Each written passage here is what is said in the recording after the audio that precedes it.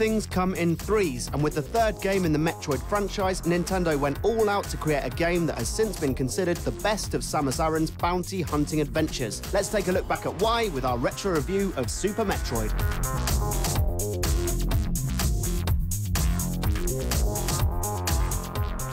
After the events of Metroid 2, Samus and the Galactic Federation found themselves with the last Metroid known to existence. However, that was short-lived as Ridley and the space pirates steal the capsule containing the titular Metroid, and Samus is forced to return to Zebes. Once there, she will have to make her way through catacombs of the planet and hunt down new powers that will help her take out the monsters that have made the planet their home. Only Samus Aran can get the baby Metroid back and put a stop to Mother Brain and the space pirates' plans yet again in what is often considered her greatest adventure ever. Or is it? Well, we're here to find out.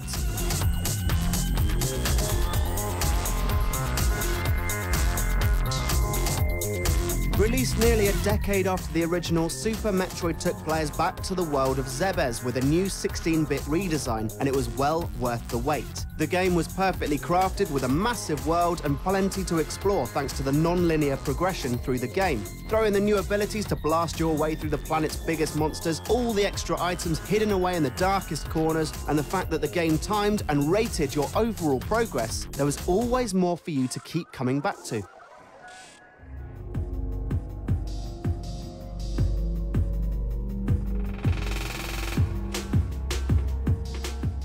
Put in the cartridge and grab your controller and all is still there. Samus is back and better than ever with a massive sprawling world that you can explore in the way you want. It's also a series favourite for speedrunning, with the challenge of beating the game as quickly as possible with or without all the items proving too much to resist for many fans of the game. And who could blame them when the game is this good? Everything still holds up. The music, the bosses, the exploration and the action are all still as brilliant as all those years ago.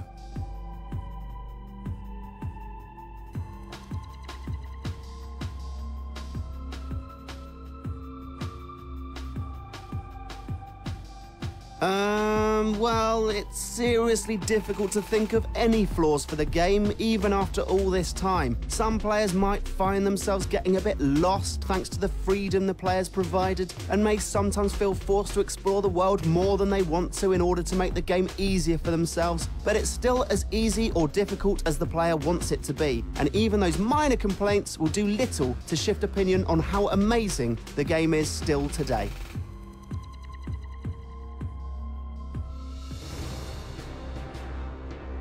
Fire it up today and everything that drew players in when they were wee nippers all those years ago can still be found here. The iconic music that plays as you make your way through the space pirate horde, the massive screen-filling bosses exploring the planet, it's all still there and all still as fun as it was back in 1994. The game was a masterpiece for the time, and players newer to the gaming scene might not understand why it was loved so much, but if you give it the time, then you might find it will suck up more of your life than a Metroid.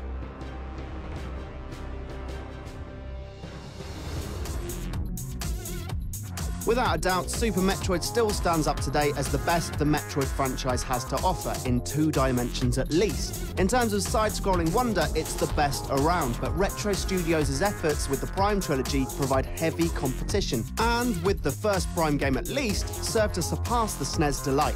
However, you'd be foolish not to try and track down a copy and a SNES, or through downloading it on the Virtual Console in order to immerse yourself in the world of Zebes again. The Galaxy will thank you for it.